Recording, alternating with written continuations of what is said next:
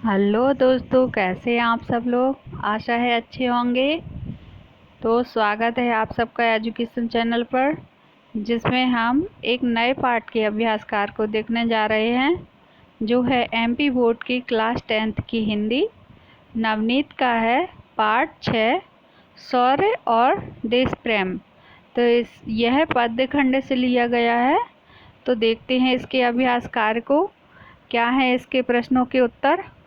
पहला प्रश्न है, सभी दिशाएं क्या पूछ रही हैं। उत्तर है, सभी दिशाएं पूछ रही हैं कि वीरों का बसंत कैसा हो। अगला प्रश्न है, किसके अंग पुलकित हो रहे हैं। उत्तर है, पृथ्वी रूपी वधू के अंग पुलकित हो रहे हैं। अगला प्रश्न है, बसंत के आने पर कौन तान भरने लगता है। उत्तर है, बसंत के आने पर कोयल अपनी तान भरने लगती है। अगला प्रश्न है, कवि चट्टानों की छाती से क्या निकालने के लिए कह रहा है। उत्तर है, कवि चट्टानों की छाती से दूध निकालने के लिए कह रहा है। अगला प्रश्न है, कवि के अनुसार मनुष्य के भीतरी गुण क्या हैं। उत्तर है, कवि के अनुसार मनुष्य के भीतरी गुण स्वतंत्र जाति की लगन है। अगला प्रश्न है, भ्रामरी किसका अभिनंदन करती है। उत्तर है, जो युद्ध क्षेत्र में जाकर तलवार की चोट खाकर माथे पर रक्त का चंदन लगाता है, भ्रामरी उसका अभिनंदन करती है। अगला प्रश्न है, कुरुक्षेत्र अब जाग कुरुक्षेत्र अब जाग जाग से कवि का क्या आशय है। उत्तर है, कुरुक्षेत्र अब जाग जाग से कवि का आशय है कि जिस प्रकार द्वापर में कुरुक्षेत्र में अन्याय के विरुद्ध संघर्ष किया गया था, आज पुनः उसी की आवश्यकता है। अगला प्रश्न है, सिंहगढ़ का दुर्ग एवं हल्दी घाटी में किसकी याद छिपी हुई है। उत्तर है, सिंहगढ़ के दुर्ग में अद्वितीय वीर शिवाजी की तथा हल्दी घाटी में राणा प्रताप की याद छिपी हुई है। अगला प्रश्न है, विजयी के सदृश्य बनने के लिए कवि क्या क्या करने को कह रहा है। उत्तर है, विजयी के सदृश्य बनने के लिए कवि मनुष्यों से वैराग छोड़ने, युद्ध में लड़ने, चट्टानों की छाती से दूध निकालने, चंद्रमा को निचोड़कर अमृत निकालने और ऊंची चट्टानों पर सोमरस पीने के लिए कहता है। अगला प्रश्न है, स्वाधीन जगत में कौन जीवित रह सकता है। उत्तर है, स्वाधीन जगत में जो व्यक्ति अपने आन बान पर डटा रहता है तथा जो किसी के सामने झुकता नहीं है, साथ ही जो अपने शरीर पर वज्रों का आघात सहता है, वही जाति स्वाधीन जगत में जीवित रह सकता है। जीवन की परिभाषा क्या है। कवि के विचारों को लिखिए। उत्तर है, कवि के शब्दों में जीवन गति है, जो विघ्न बाधाओं को पार करता हुआ निरंतर चलता रहता है। जीवन एक तरंग है, एक गर्जन है और एक चंचलता है। अगला प्रश्न है, कवि ने वीरता के कौन से 2 लक्षण बताए हैं। उत्तर है, कवि ने वीरता के 2 लक्षण इस प्रकार बताए हैं। स्वर में पावक जैसी उष्णता या तीव्रता होनी चाहिए। दूसरे, वीर के सिर पर तलवार की चोट का क्रंदन लगा होना चाहिए। अगला प्रश्न है, कवियत्री वीरों के लिए किस तरह वसंत का आयोजन करना चाहती है। उत्तर है, कवियत्री वीरों के लिए इस तरह के वसंत का आयोजन करना चाहती है, जिसमें इधर तो कोयल अपनी तान सुना रही हो और उधर मारू बाजा बज रहा हो। इस प्रकार रंग, आनंद और रण युद्ध का वातावरण बन रहा हो। अगला प्रश्न है, बसंत उत्सव के लिए प्रेरित पंक्तियों का उल्लेख कीजिए। उत्तर है, बसंत उत्सव के लिए प्रेरक पंक्तियां निम्नलिखित हैं। फूली सरसों ने दिया रंग, मधु लेकर आ पहुंचा अनंग, मधु बसदा पुलकित अंग अंग, हे वीर देश में किंतु कंत, वीरों का कैसा हो बसंत। अगला प्रश्न है, कवि के अनुसार अब अहम का पर चोट पड़ती है, तब उसकी प्रतिक्रिया क्या होती है। उत्तर है, कवि के अनुसार जब अहम पर चोट पड़ती है, तब उसकी प्रतिक्रिया स्वरूप अहम से बड़ी कोई चीज जन्म ले लेती है। अगला प्रश्न है, स्वतंत्रता प्रेमी जाति के गुणों का वर्णन कीजिए। उत्तर है स्वतंत्रता प्रेमी जाति में लगन होती है तथा जाति धुन की पक्की होती है। चाहे कितनी भी विपत्तियां क्यों न आ जाएं, वे उनसे हार नहीं मानती हैं। अगली पद्यांश की पंक्तियों की व्याख्या है। गलवाहें हो या कृपाण, कैसा हो बसंत। उत्तर है कवित्री कहती है कि चाहे तो प्रेमालाप में के समय कोई परस्पर गले में बाहें डाले हों अथवा रण क्षेत्र में आने पर हाथ में कृपाण तलवार उठी हो, चाहे आनंद का रस विलास हो अथवा दलित नागरिकों की रक्षा की बात हो, आज मेरे सामने यही सबसे बड़ी समस्या है कि वीरों का बसंत कैसा हो। अगली पंक्ति है। स्वर में पावक मनुष्यता के पथ भी खुलते हैं। कवि कहता है, उत्तर है कवि कहता है कि यदि वाणी में आग जैसी गर्मी नहीं है तो फिर तुम्हारा क्रंदन करना वृथा है। यदि तुम में वीरता नहीं है तो फिर सभी प्रकार की विनम्रता केवल रोना है। जिस व्यक्ति के सिर पर तलवार की चोट से रक्त और चंदन लगा होता है, दुर्गा या काली माँ उसी व्यक्ति का अभिनंदन किया करती हैं। कवि कहता है कि राक्षसी रक्त से भी सभी पाप धुल जाया करते हैं, साथ ही ऐसी वीरता से ऊंची मनुष्यता का मार्ग खुल जाया करता है। अगला प्रश्न है। संकलित कविता में वीर रस की कुछ पंक्तियां उद्धृत करते हुए रस को परिभाषित कीजिए। उत्तर है वीर रस जहाँ उत्साह नामक स्थायी भाव जागृत होकर विभाव अनुभव संचारी के संयोग से पुष्ट होकर रस दशा में पहुँचता है, वहाँ वीर रस होता है। पंक्तियाँ हैं। वैराग्य छोड़कर बाहों की विभा संभालो, चट्टानों की छाती से दूध निकालो, है रुकी जहाँ भी धार सिलाएं तोड़ो, पीयूष चंद्रमाओं को पकड़ निचोड़ो। अगले प्रश्न है। रौद्र रस को समझाती है वीर और रौद्र रस में अंतर स्पष्ट कीजिए। उत्तर है शत्रु या दुष्ट जन द्वारा किए गए अत्याचारों या गुरुजनों की निंदा आदि से उत्पन्न क्रोध स्थायी भाव विभाव अनुभव तथा संचारी भाव के संयोग से पुष्ट होकर रौद्र रस के रूप में परिणत होता है। वीर एवं रौद्र रस में अंतर। वीर एवं रौद्र रस दोनों भिन्न रूप हैं। वीर रस का स्थायी भाव उत्साह होता है, रौद्र रस का स्थायी भाव क्रोध होता है। दोनों में आलंबन अनुभव संचारी भाव में आदि में अंतर होता है। अन्य प्रश्न है। अन्योक्ति अलंकार की उदाहरण सहित व्याख्या कीजिए। उत्तर है प्रस्तुत कथन के द्वारा अप्रस्तुत का बोध हो, वहाँ अन्योक्ति अलंकार होता है। उदाहरण है। नहीं पराग नहीं मधुर मधु, नहीं विकास यही काल, अली कली ही सुबांधियो, आगे कौन हवाल। अगला प्रश्न है बहुविकल्प से, सही विकल्प चुनिए। हिमालय से क्या आ रही है। उत्तर है पुकार। बसंत के आने पर कौन तान भरने लगता है। कोयल। जीवन गति वह नित्य अरुद्ध चलता है। पंक्ति पाठ्य पुस्तक किस कविता से ली गई है। उत्तर है उद्बोधन से। रामधारी सिंह दिनकर ने जीवन की गति को कैसा बतलाया है। नित्य अरुद्ध। रिक्त स्थानों की पूर्ति कीजिए। वीरों का कैसा हो बसंत कविता की रचयिता सुभद्रा कुमारी चौहान जी हैं। रामधारी सिंह दिनकर की कविता में ओज गुण है। महाराणा प्रताप ने अपने स्वाभिमान की रक्षा के लिए मुगलों की अधीनता स्वीकार नहीं की। कवि के अनुसार चलते रहने का नाम ही जीवन है। सत्यासत्य चुनिए। वीरों का कैसा हो बसंत में केवल बसंत की प्राकृतिक शोभा का वर्णन है। असत्य।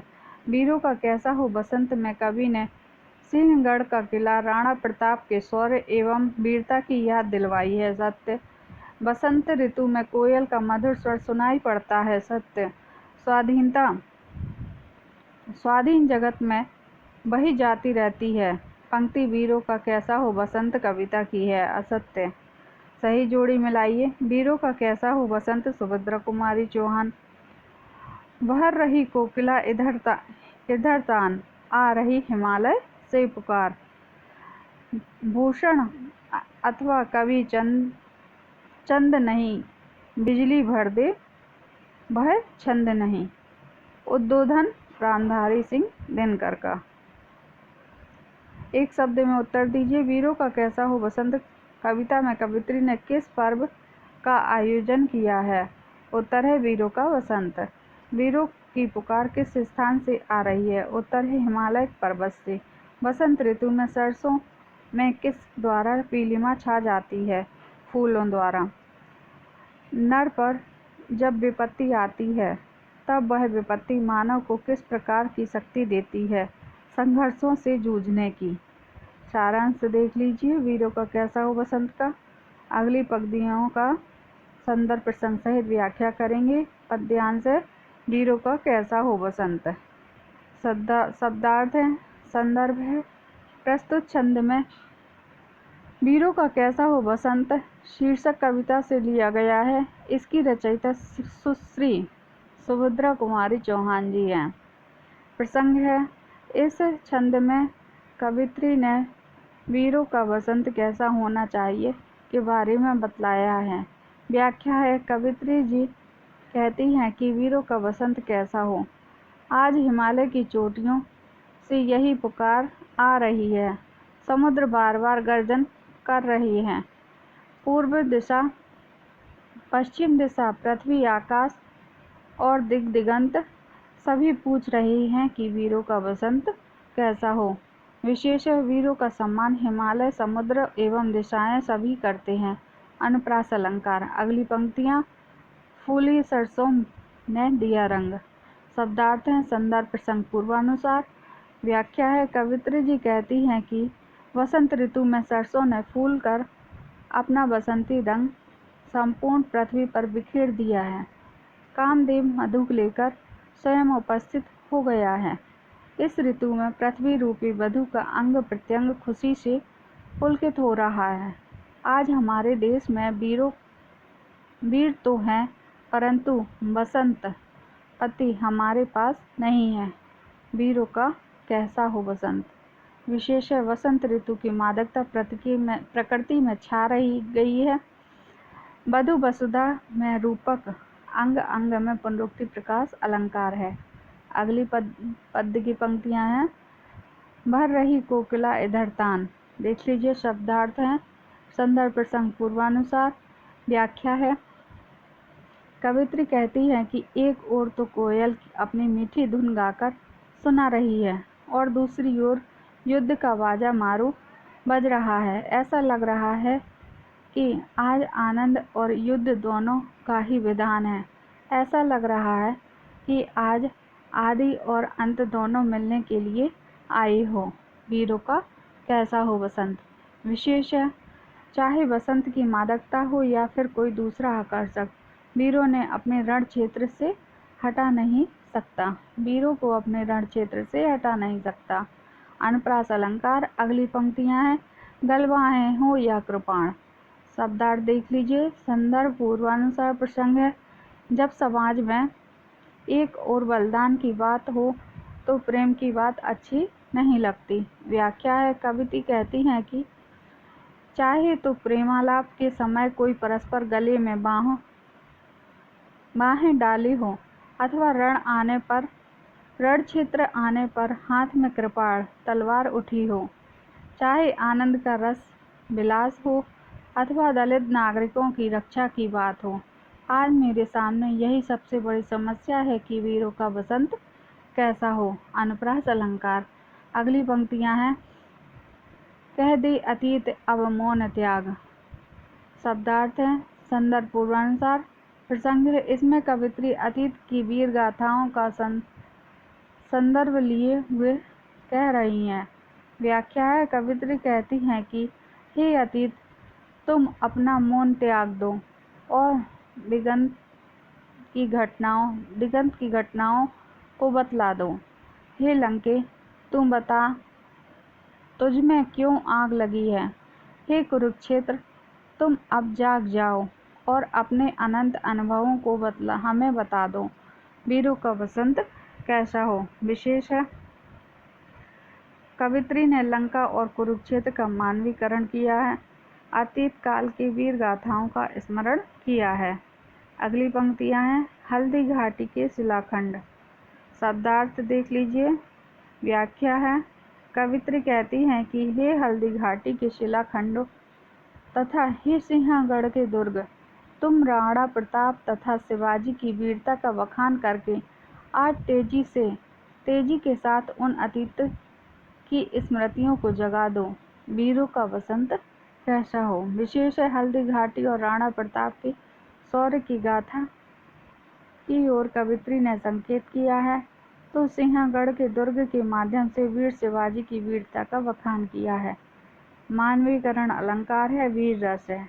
अगली पंक्तियां हैं भूषण अथवा कवि चंद नहीं। पंक्तियां देख ली, शब्दार्थ देख लीजिए। संदर्भ प्रसंग पूर्वानुसार। व्याख्या है कवित्री अतीत का स्मरण करती हुई कहती है कि अतीत काल में हमारे देश में भूषण और चंद्रवरदाई जैसे वीर रस का संचार करने वाले दो महाकवि थे। भूषण ने शिवाजी के शौर्य का वर्णन किया है कर उस समय समाज में वीरता का संचार किया था, और उससे पूर्व चंद्रवरदाई ने पृथ्वीराज के शौर्य का वर्णन कर तत्कालीन समाज में वीरता का संचार किया था। लेकिन देश का दुर्भाग्य है कि ऐसे महान कवि आज नहीं हैं। इतना ही नहीं, वर्तमान शासकों ने इस प्रकार के कवियों की रचना धर्मता को कैद कर लिया है, उनको बोलने की आज्ञा नहीं दी है। फिर हमें कौन मार्गदर्शन देगा। यह हमारा दुर्भाग्य है। वीरों का वसंत कैसा हो। विशेष है कवित्री अंग्रेजी शासन के उन आदेशों की ओर संकेत कर रही है जब अंग्रेज शासकों ने यहाँ के कवियों के द्वारा वीरता का गान पर पाबंदी लगा दी थी। वीर रस है। उद्बोधन से देखिए, उद्बोधन का सारांश देख लीजिए जो रामधारी सिंह दिनकर द्वारा लिखे गए पद्य हैं, उनकी हम व्याख्या देखते हैं। पद्य है वैराग्य छोड़कर बाहों की विभा संभालो। ये पंक्तियां देख लीजिए। शब्दार्थ देख लीजिए। संदर्भ है प्रस्तुत छंद उद्बोधन शीर्षक कविता से लिया गया है। इसके रचनाकार श्री रामधारी सिंह दिनकर जी हैं। प्रसंग है कवि ने मनुष्यों को वैराग्य छोड़ने और शूरता पथ अपनाने का संदेश दिया है। व्याख्या है कवि दिनकर जी कहते हैं कि हे भारतवासियों, तुम वैराग्य की बातों को त्याग दो और अपनी भुजाओं के बल पर विश्वास करो। तुम ऐसी चेष्टा करो कि आवश्यकता पड़ने पर चट्टानों की छाती से दूध निकाल लो। यदि तुम्हारे मार्ग में लक्ष्य प्राप्त करने में कोई बाधा आती है, तुम्हारी गति की धार को यदि बीच में शिलाएं रोक देती हैं, तो तुम अपने बल पर उन शिलाओं को तोड़कर अपना मार्ग स्वयं बना डालो। अमृतधारी चंद्रमाओं को पकड़कर उन्हें निचोड़ डालो। हे वीर, तुम ऊंचे पर्वत शिखरों पर चढ़कर सोम का पान करो, अतः योगियों जैसा नहीं अपितु वीर विजेता का समान जीवन जियो। विशेषता है समय के अनुरूप कवि ने भारतीयों को शक्ति संचित करने का उपदेश दिया है। कवि वैरागियों से घृणा करता है। लाक्षणिक शैली। अगली पंक्तियां हैं छोड़ो मत अपनी आन, शीश कट जाए। शब्दार्थ है संदर्भ पूर्वानुसार है। प्रसंग है कवि ने हर स्थिति में अन्याय का विरोध करने और अपनी आन बान शान की रक्षा करने का संदेश दिया है। व्याख्या है कवि कहता है कि अपनी आन मान मर्यादा को मत छोड़ो, चाहे इसकी रक्षा के लिए तुम्हें अपना सिर क्यों न कटाना पड़े। कभी भी अनीति के सामने झुको मत, चाहे फिर आकाश ही क्यों न फट जाए। कवि मनुष्यों को सचेत करते हुए कहता है कि मृत्यु का देवता यमराज किसी भी व्यक्ति के प्राणों को 2 बार नहीं लेता। जिसे भी मरना होता है वह एक ही बार मरता है। अतः भय छोड़कर अनीति का डटकर विरोध करो। कवि कहता है कि तुम में इतना साहस होना चाहिए कि तुम स्वयं मृत्यु के मुख पर चढ़ बैठो। यदि तुम में जीने की इच्छा है तो फिर मौत से भी डरो मत। विशेष है, आन बान शान की रक्षा का उपदेश दिया है। भाषा लाक्षणिक है, वीर रस है। अगली पंक्तियां हैं, स्वातंत्र्य जाति की लगन व्यक्ति की धुन है। पंक्तियां देख लीजिए, शब्दार्थ देख लीजिए। संदर्भ पूर्वानुसार है। प्रसंग है, कवि कहता है कि स्वाधीन जगत में वही जाति जीवित रहती है जो अपनी रक्षा के लिए कठोर से कठोर एवं भीषण विपत्तियों का मुकाबला करती है। व्याख्या है, कवि की स्वतंत्रता की लगन व्यक्ति विशेष की धुन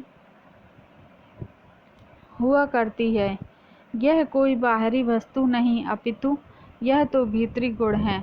बिना झुके हुए जाति वज्रों का आघात सहती है, वही जाति स्वाधीन संसार में जीवित रह सकती है। अतः हे वीर पुरुषों, वीरता का बाना छोड़कर अन्य किसी का चरण मत पकड़ो। जो कोई भी परिस्थिति आ जाए उसका सामना बिना संकोच के तुम्हें स्वयं करना होगा। विशेष है, अपनी जाति एवं आन की रक्षा के लिए हमें बड़ी से बड़ी विपत्ति को सहन करना होगा। लाक्षणिक शैली वीर रस है। अगली पंक्तियां हैं, जब कभी अहम पर नियति चोट कर देती है। शब्दार्थ है, संदर्भ पूर्वानुसार है। प्रसंग है, कवि का कथन है कि विपत्तियों से मानव को अधिक से अधिक ताकतवर बन जाता है। व्याख्या है, कवि कहते हैं कि जब कभी भी अहम आत्मसम्मान पर भाग्य चोट देता है तब अहम से बड़ी वस्तु का जन्म हुआ करता है। मनुष्य पर जब भी भीषण विपत्ति आती है तो वह उसे और कठोर बना देती है। अतः हे वीर पुरुषों, चोटें खाकर विफर पड़ो तथा कुछ अधिक बन जाओ। तुम अपनी वीरता से, क्रोध से धधक पड़ो और ज्योति कण से बढ़कर अंगार बन जाओ। विशेष है, कवि ने मनुष्यों को विपत्ति में न घबराने का उपदेश दिया है। लाक्षणिक शैली है वीर रस है। अगली पंक्तियां हैं, स्वर में पावक नहीं वृथा वृंदन है। पंक्तियां देख लीजिए, शब्दार्थ देख लीजिए। संदर्भ पूर्वानुसार है। प्रसंग है, कवि मनुष्यों में वीरता का संचार करने का उपदेश देता है। व्याख्या है, कवि कहता है कि यदि तुम्हारी बाड़ी में आग जैसी गर्मी नहीं है तो फिर तुम्हारा क्रंदन करना वृथा है। यदि तुम में वीरता नहीं है तो फिर सभी प्रकार की विनम्रता केवल रोना है। जिस व्यक्ति की सिर पर तलवार की चोट से रक्त और चंदन लगा होता है, दुर्गा या काली उसी व्यक्ति का अभिनंदन किया करती हैं। कवि कहता है कि राक्षसी रक्त से भी सभी पाप धुल जाया करते हैं, साथ ही ऐसी वीरता से ऊंची मनुष्यता का मार्ग खुल जाया करता है। विशेष है, कवि मनुष्यों में वीरता के संचार का उपदेश देता है। लाक्षणिक शैली है वीर रस है। अगली पंक्तियां हैं, जीवन गति है वह निध अरुद्ध चलता है। पंक्तियां देख लीजिए, शब्दार्थ देख लीजिए। संदर्भ पूर्वानुसार है। प्रसंग है, कवि कहता है कि जीवन की सार्थकता निरंतरता चलते रहने में है। यदि हमारे सत्कार्य में कोई बाधा डाले तो हमें उसका विरोध करना चाहिए। व्याख्या है, कवि के जीवन उसे ही कहते हैं जिसमें गति होती है और वह जीवन बिना किसी के रोके निरंतर चलता रहता है। अग्नि का पहला प्रमाण ही उसमें जलने का गुण होता है। जो धर्म हमें रुकने और तथा न जलने का उपदेश देता है वह वास्तव में धर्म न होकर छलावा है। जीवन तो चंचलता और गर्जन में ही निवास करता है।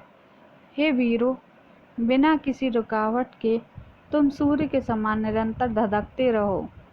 यदि पृथ्वी भी तुम्हारी राहत रोकती है तो तुम उसके विरुद्ध भी चल पड़ो। विशेष है, जीवन की सार्थकता चलते रहने में है। लाक्षणिक शैली है वीर रस है।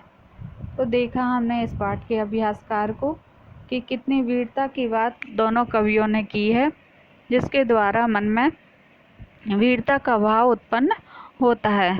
ऐसे ही हम अगले पाठों के अभ्यासकार को देखेंगे।